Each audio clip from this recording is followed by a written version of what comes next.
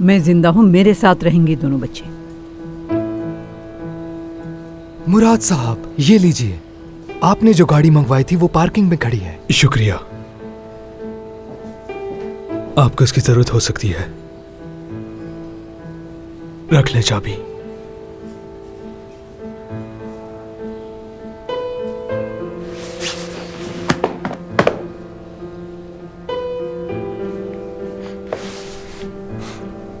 चलो।